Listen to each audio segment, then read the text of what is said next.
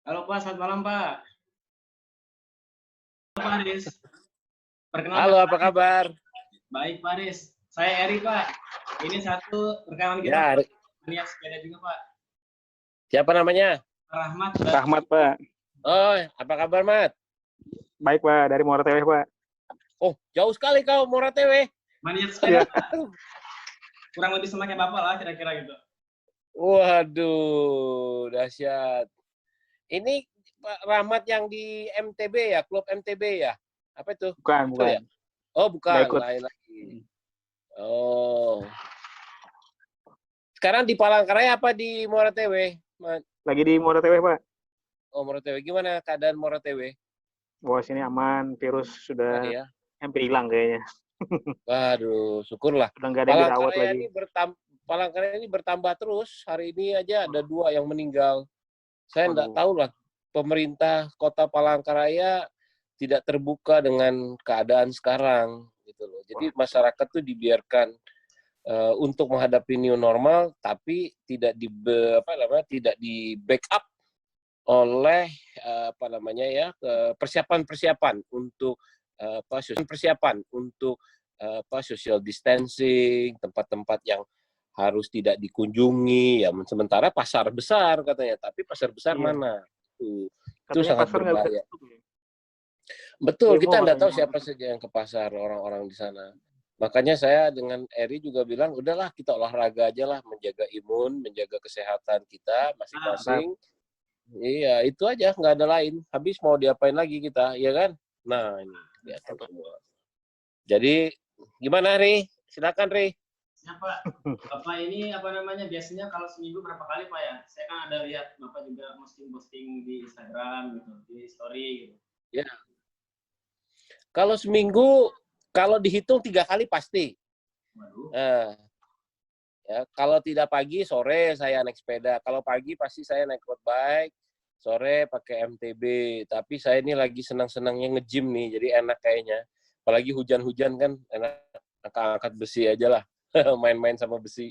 Betul Pak, kalau nge-gym tuh harus diawali dengan kardio juga Pak, mau itu lari. Iya, dengan kardio paling tidak 10 kilo lah. Kadang-kadang saya pagi itu kalau tidak sepeda, jogging keliling di sekitar rumah, ya sekitar 5 kilo lah, kalau PP. Nah, kalau sepeda saya harus sampai ke bandara, itu PP ke rumah itu 25 itu. Itu pasti sudah.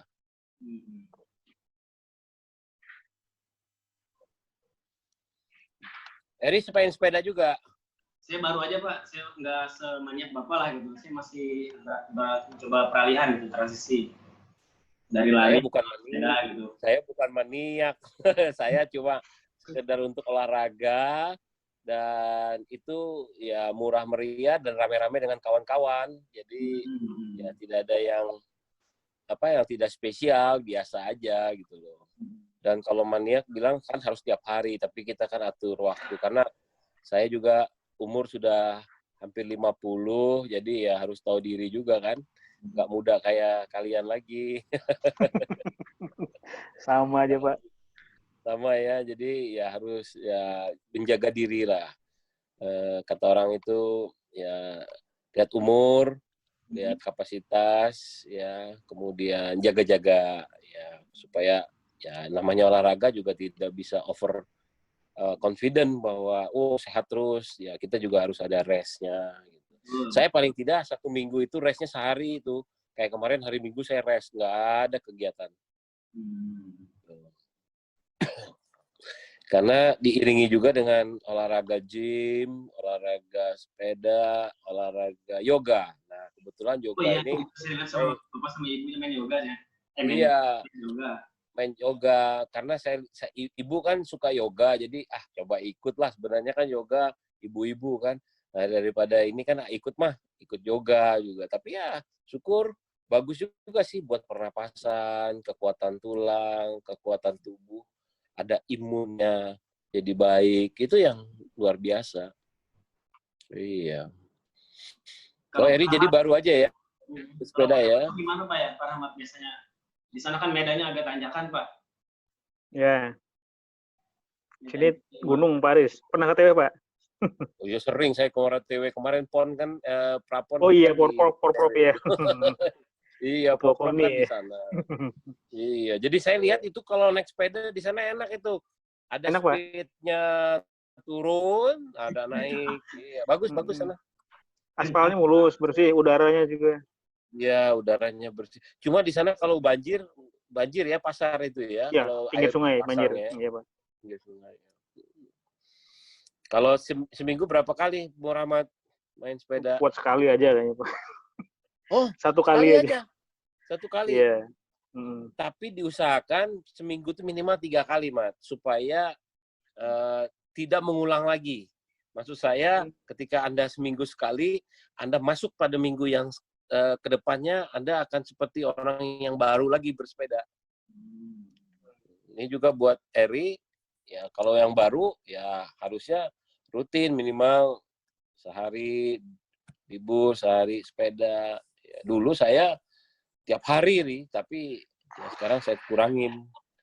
Ya karena waktu juga kan. Ya, harus kerja juga, harus meeting seperti ini. Jadi ya harus bagi waktu lah. Kita saya banyak. Jadi ada ya, jadi saya tuh nggak bisa berteman dengan satu komunitas saja, Bang Eri. Ini saya baru bergabung dengan MTB yang di kilometer 5. Mereka ngajak saya masuk di grup. Baru aja tadi. Sebelumnya saya kumpulan dengan gereja. Kemudian saya kumpulan dengan para tangkilings. Kemudian saya dengan grup jempol. Kemudian dengan grup-grup bank. Nah, gimana saya mau menolak mereka? Mungkin kan? Betul. Jadi kalau hari ini diajak mereka dari teman-teman tangkiling ya ikut mereka.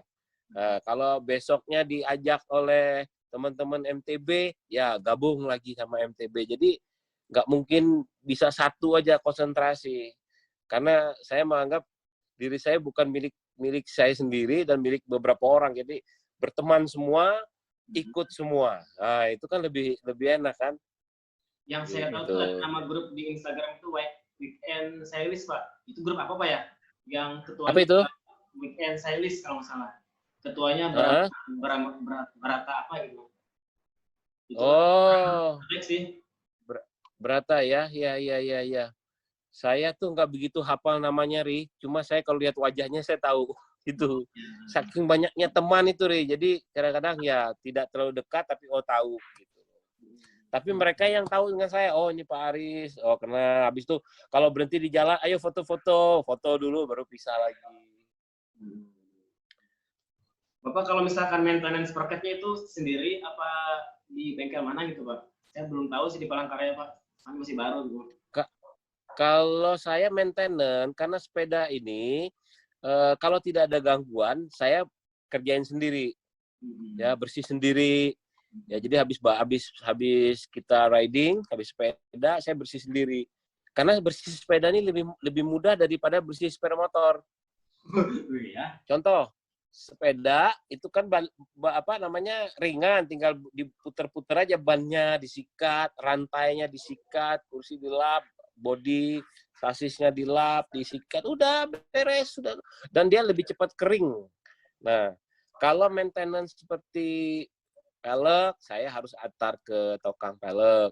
Kalau dia ada bunyi, saya harus antar ke Darmo Sugondo.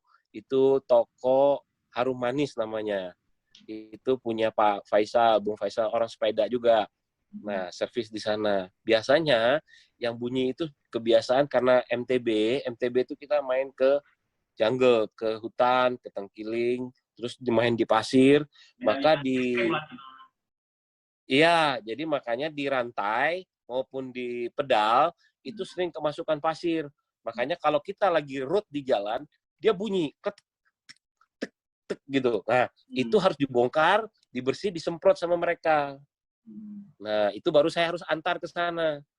Nah, ya, mereka paling mengenakan biaya kurang lebih 50 sampai 100.000 untuk pembersihan. Tapi gak ada rusak ya, hanya membersihkan gitu loh. Oke, Pak Rahmat mungkin jadi ada maintenance sendiri aja. Senior ya. Kita tentang sepeda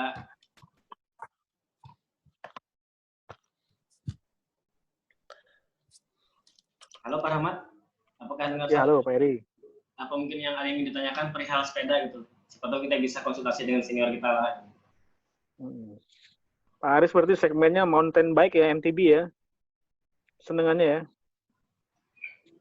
Saya senangnya dua-dua ini, Pak Rahmat.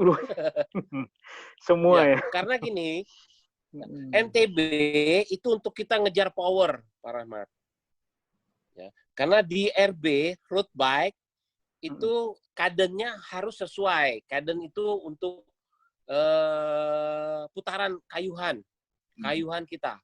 Nah, karena RB itu lebih ringan, ya, jadi lebih enak. Nah, jadi kita untuk latihan power itu untuk tenaga kaden itu untuk putarannya itu enak pakai MTB. Nah, ketika kita pakai MTB berat kan, MTB lebih berat. Nah, sudah naik MTB, kira-kira kilometer speed-nya itu sampai 30, berarti kita bisa RB itu 35 sampai 40 speed kilometer per jam. Nah, jadi kalau kita mau punya tenaga, punya kemampuan untuk mengayuh, belajarnya dari MTB dulu. MTB dulu. Itu. Tapi kalau laki-laki ini Pak, MTB setelah lutut kita kan sering loh cedera lutut. Di ya, umur-umur segini. Jadi kalau MTB kan terlalu berat, Pak. Makanya betul, MTB berat. Satu, karena ya mohon maaf ya, makanya saya juga gemuk dulu Pak Rahmat. Saya sempat 87 Pak Rahmat. Jadi saya merasa naik sepeda itu jadi berat, jadi susah gerak, jadi cepat ngos-ngosan. Nah, jadi sekarang berat saya sudah 74. Jadi saya nurunin berat badan tuh hampir 10 kilo lebih saya. Dari 87 sampai ke 74 itu hampir 15-an kilo saya harus turun. Tiap pagi saya harus sit up, saya ngurangin makan malam, terus saya harus pergi treadmill, saya harus jogging. Ya kembali seperti anak muda sebenarnya Pak Rahmat. Tapi ya mau tidak mau untuk kesehatan, untuk umur panjang, untuk wajah terus muda, ya harus begitu. Iya, harus gembira Pak. Harus happy. Ya orang sekarang bilang, aduh pusing mikirin corona. Saya bilang ngapain dipikirin. Ya, jadi kita harus pikiran positif saja, positif, olahraga, apa yang bisa kita lakukan. Olahraga saya murah meriah aja kok Pak Rahmat, nggak mahal. Sepeda tinggal kita ngayuh, ya kan? Nge-gym kita tinggal angkat-angkat barbel, ya kan? Yoga tinggal kita ikutin gaya aja di YouTube ada, gitu kan? Iya sudah, nggak ada yang mahal kok. Lain kalau saya main golf gitu kan, habis itu main balap mobil, balap motor, nah itu mahal itu dan sudah kalau balap mobil, balap motor sudah nggak lewat saya sudah masanya sudah nggak ada. Ya masa sekarang menikmati aja lah olahraga gitu. Ada 2 pertanyaan lagi nih Pak, karena mungkin takutnya mengganggu waktu istirahat Bapak gitu ya. Ya, nggak apa-apa. Masih ada setengah jam lagi. Ya, gimana? Gimana Pak ya? Kenapa? Rute favorit Bapak biasanya? Untuk latihan. Rute favorit. Rute favorit saya rumah di Beruk Angis, di belakang Bank Pembangunan Kalteng. Jadi favorit saya adalah ketika saya keluar, saya arah Cempaka, saya ke Jalan Diponegoro, masuk bundaran kecil lewat rumah ketua DPRD, saya arah RTA Merono lurus sampai bundaran Burung, saya belok kiri ke arah bandara. Sampai di bandara di ujung sampai bandara lama, saya putar balik, ya pit stop dulu paling tidak untuk minum, terus putar balik arah ke kota lagi, masuk ke Jalan Adoni Samad, putar balik ke masuk Setaji, jalan lurus ke Diponegoro. Mentok belok kiri, baru kembali ke Cempaka pulang. Itu jalur favorit saya dan paling aman karena itu ambilannya kiri terus tuh. Bukannya bahaya karena tidak menyeberang. Daerah Setaji. Kenapa Peri? Agak rame. Ada jalan yang sempitnya di Setaji seingat saya. Setaji kita kan karena jalannya lebar jadi agak aman. Ya, agak aman jalannya lebar. Nah, yang kita takutkan itu kan jalan-jalan di dalam kota itu gitu loh. Ya. Karena juga di arah ke bandara sekarang pesawat kan ada yang tidak ada yang terbang.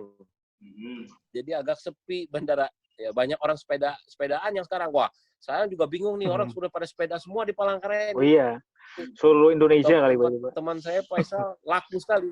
Iya, orang pengen sehat semua kan, karena sepeda paling aman kan, tidak terlalu dekat, ya social distancing. Kemudian ini kan di situ orang-orang tertarik ke sepeda gitu loh. Mungkin lain waktu kita berbicara masalah bagaimana kita bisnis sepeda aja Pak di kedepannya. Oh, bagus juga. Iya, benar-benar.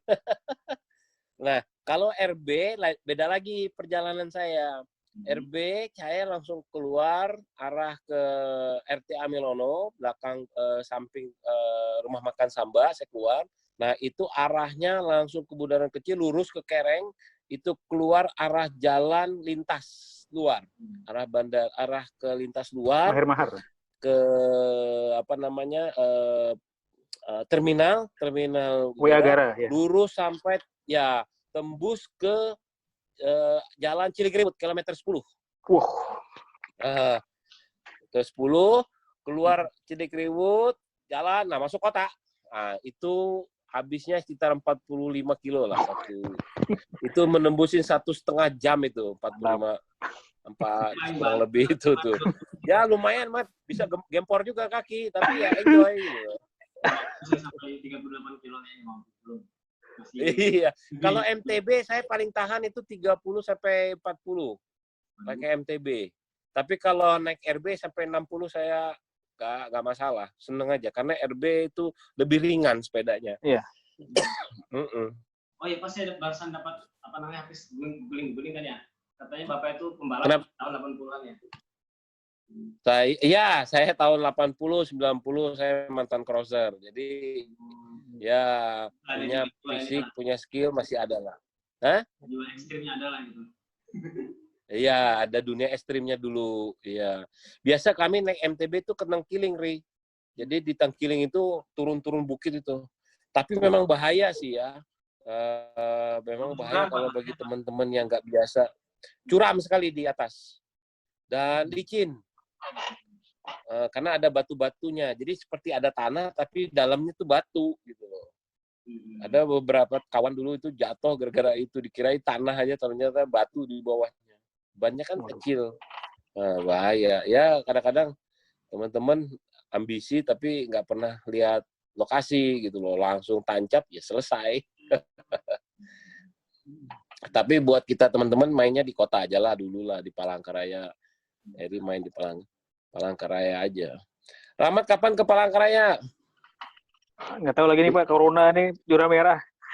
Oh, berarti dia takut juga di Palangkaraya ada corona. Iya. Kalau gitu kita aja yang ke Barito Utara. Oh ya. Boleh, sini Pak.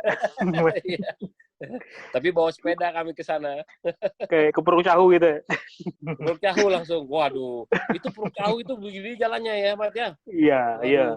Pusing saya. Karena saya di Puruk Cahu, ya dari Palangkaraya naik pesawat, pulangnya naik mobil. Waduh, ampun saya. Sampai muntah-muntah juga saya kalau duduk di belakang kan. Pas kebetulan dengan siapa dulu ya? Dan Pak Willy Yosep saya tuh diajak. Habis nggak mau lagi saya. Jadi saya bilang udah aja. Nggak mau lagi sudah. Mabok, iya. Ternyata ada jalan lain rupanya yang tembus ke Gunung Mas. Iya, Mengkahui, Sungai Hanyu. Mengkahu, iya Sungai Hanyu. Lebih baik katanya lewat situ. Betul. Daripada ke Moretewe. Iya. Karena kita mau ke Bartim, ya mau otomatis ya harus lewat situ. Ya, TW.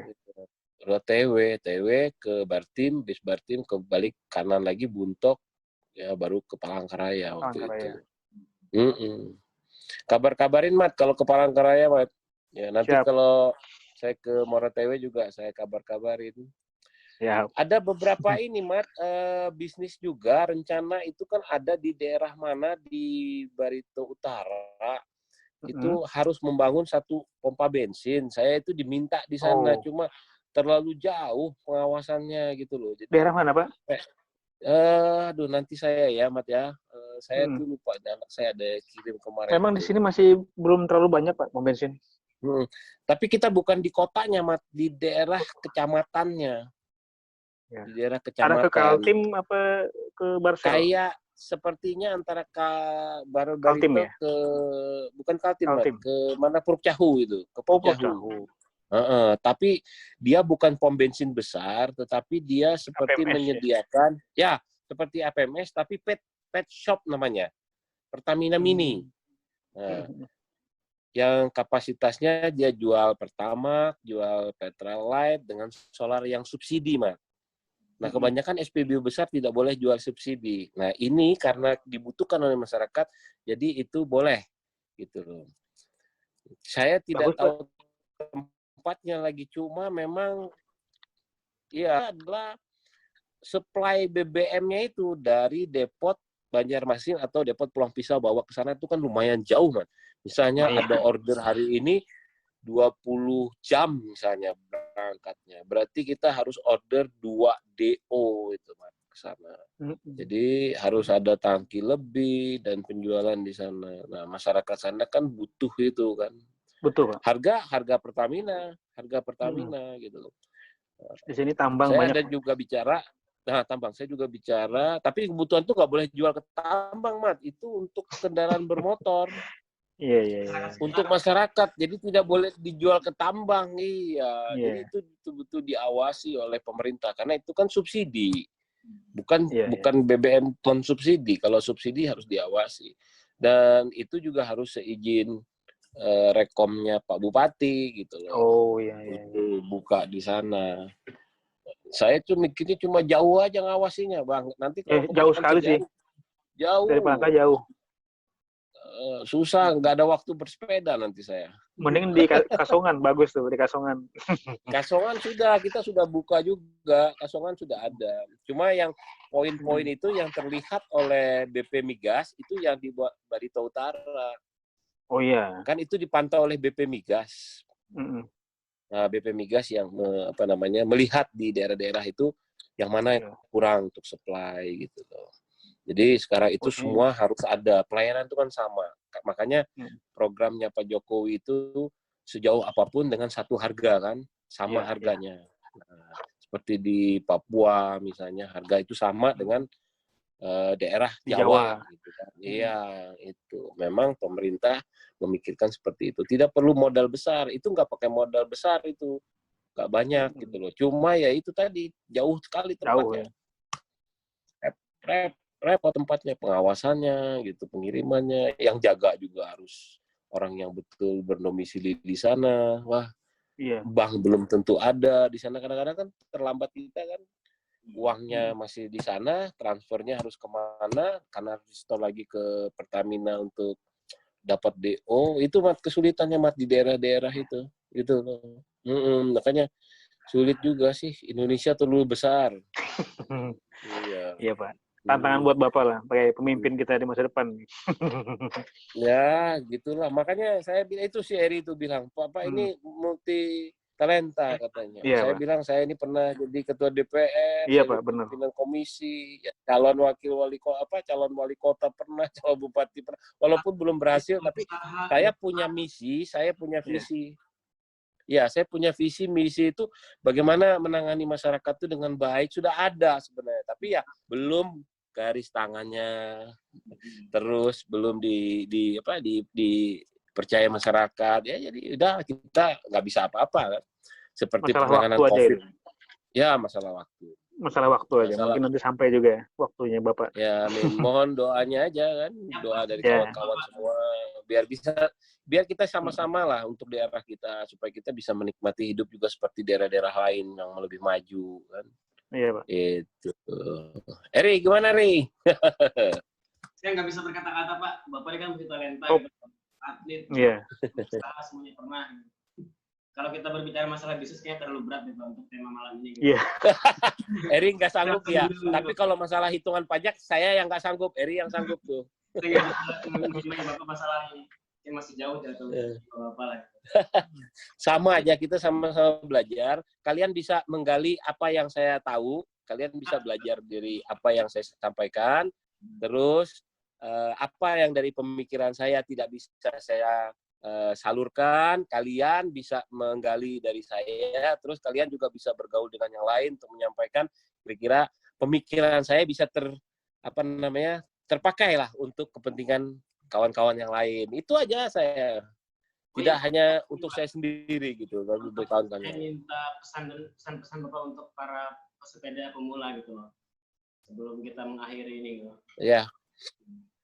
Oke, jadi saya berpesan untuk para teman-teman, sebenarnya bukan pemula, yang baru istilahnya yang baru mau berolahraga bersepeda, pertama-tama harus memang yang suka makannya banyak harus dikurangi. Ya, karena apa?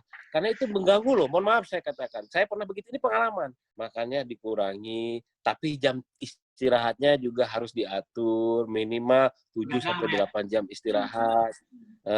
Biasa makan yang berlemak, rubah makan buah, makan sayur, gitu. Kemudian vitamin. Nah, kemudian apalagi harus diatur jamnya. Nggak bisa juga. Banyak orang yang pemula bersepeda, dia merasa, oh kuat. Ternyata pas setelah dia mengayuh sepeda, dia kelelahan, capek, karena tidak biasa, akhirnya dia collapse. Bahaya buat dia. Malah dia akan mengganggu fisiknya, mengganggu paru-parunya, mengganggu yang lain. Kalau dia pingsan di jalan kan lebih bahaya. Nah, saya banyak berikan saran bahwa ketika baru pemula atau yang baru memulai ikut bersepeda, ya pertama-tama ya jangan jauh-jauh dulu, mutar sekeliling yang dekat-dekat, diatur makanannya, diberi makanan tambahan vitamin, ya, kemudian istirahat cukup, baru bersepeda. Nggak bisa ngikutin orang-orang yang sudah lama bersepeda. Kayak saya juga kemarin ngikutin mereka yang yang mereka tangkiling itu. Wow, mereka speednya 40, saya belum sanggup. Saya makanya tadi saya harus latihan MTB. Nah, saya harus latihan itu.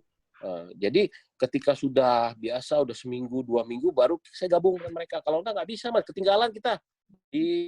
Dikentutin kita pakai jauh dia.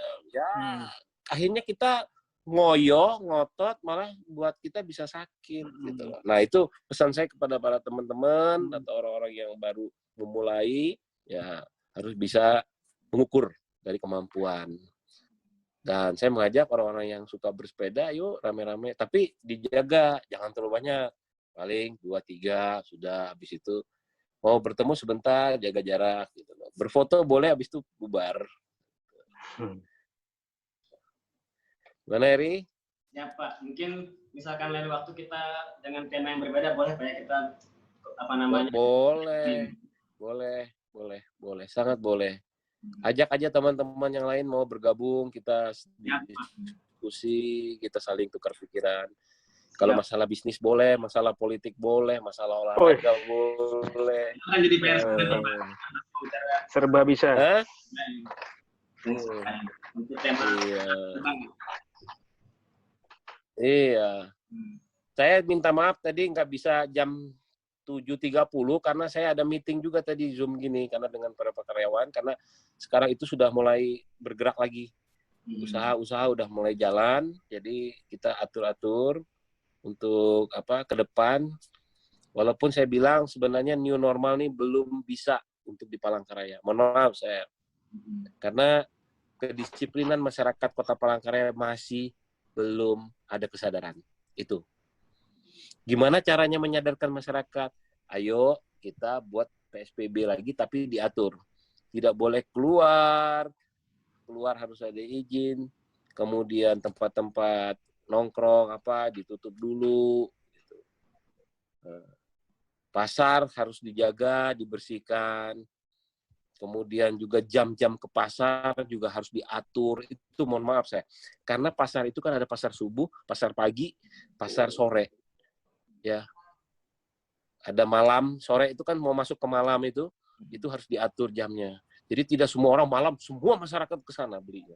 Atau ya pasar itu dibagi, bukan di situ lagi tepatnya, jadi dipisah untuk sementara. Ya, di Palangkaraya ini hematnya ada pasar Kahayan, pasar Raja Wali, di Kereng juga ada pasar, di Kereng Bengkira ada pasar. Nah, itu dibagi. Jadi tidak semua orang dikumpulin, semua makanan atau bahan-bahan pokok makanan yang seperti sayur-sayur pagi itu semua ke pasar besar. Jangan, akhirnya orang numpuk ke sana. Ya. Nah, waktu PSBB, kesalahan pemerintah menutup jalan-jalan besar, jalan kecil orang yang ini yang lewatnya corona, yang besar nggak ada. Bundaran besar ditutup, nggak ada gunanya bundaran besar ditutup. Ya, harusnya yang pasar itu harus diawasi. Iya. Nah, terus mobil-mobil ataupun masyarakat yang dari luar Palangkaraya harus dijaga. Kan lolos akhirnya pasar yang betul-betul di sana membawa penyakit dari Banjarmasin ke Palangkaraya, akhirnya semua menyebar. Terus orang pasar bilang apa? Terlambat. Ya, saya bilang harusnya memang waktu PSBB pasar itu adalah tempat yang pertama harus dijaga, karena disitulah ngumpulnya orang-orang yang kita tidak tahu dari mana saja orangnya, terutama yang dari luar kota yang mengantar bahan pokok makanan, ayam, beras, telur, sayur, nggak tahu kita. Nah, dari Kalsel gitu kan. Nah, di Banjarmasin meledak kemarin kan. Hampir 3 besar di Indonesia, dia nomor 3 kan setelah Jakarta dan Surabaya. Bayangkan kalau itu masuk ke Kalteng, amit-amit lah saya bilang, jangan sampai gitu. Nah, kemarin Pak Wali Kota menginstruksikan tutup pasar, ribut orang pasar. Berani dilawan Wali Kota. Saya bilang, jangan Wali Kota yang maju, polisi, TNI yang maju. Akhirnya apa? Diambil alih Polda. Polda menginstruksikan melalui Kapolda. Instruksi Kapolda, Polresta, dan Korem menginstruksikan Kodim untuk membersihkan pasar. Baru masyarakat takut. Baru mereka mau sama-sama gotong royong. Nah, itu yang terjadi kemarin ini. Ya kita lihatlah, ini sudah tanggal 16, besok terakhir, besok masih mereka akan bersihkan. Tapi korban sudah banyak. Setiap hari Palangkaraya 1-2 orang meninggal. Tadi orang pasar Mendawai meninggal, dikubur tadi. Nanti saya kirim fotonya, Ri. Siap, Pak, siap. Ya itu salah satu sebenarnya pemerintah harusnya buka aja ini kejadian itu. Nah, jadi kita ada rasa gimana ya? Mohon maaf, kita bukan menakut-nakuti, tapi supaya masyarakat melihat, loh ini loh, kalau kita lengah, loh ini loh, kalau kita tidak disiplin, loh ini loh, kalau kita keluar, loh ini kita harus pakai masker, pakai pelindung, ya harus cuci tangan dan lain-lain, jaga jarak. Nah, kalau di pasar kan nggak ada mau tahu. Kan? Yang penting kami jualan, gimana kami bayar kredit. Nah, ya kan kalau kalian yang mati kan nggak apa-apa, kalau orang yang lain mati kan repot, gitu kan. Iya. Iya, itu kira-kira Eri. Siapa? Apa namanya, takut mengganggu waktu istirahat Bapak. Terima kasih banyak atas waktunya Pak ya. Pak Rahmat juga. Sama-sama Ri. Iya. Gitu. Siapa? Oke, selamat malam semua. Sama-sama Pak. Salam sejahtera. Yuk sama-sama masih. Ya.